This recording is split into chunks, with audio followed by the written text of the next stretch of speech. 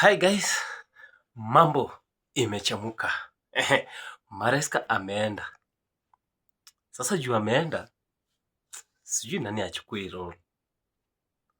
Nimesikia kuna macoach wanaangaziwa sana to be the favorites to take the role. Mmoja akiwa the current Strasbourg manager, anaitwa Liam Rossignol. Alafu kuna Xavi mwenye alikuwa Barcelona.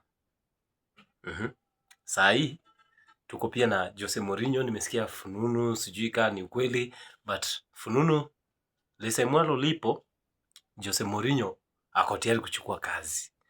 Alafu sasa si unajua kuna Erik ten Hag, the former Manchester United manager, sijui, but juzi tu recently ameongea na akasema ako ready kucoach Chelsea. Sahi ana feel like Chelsea is the right team for him to coach. So let us wait tuone ni nani atapewa hiyo kazi.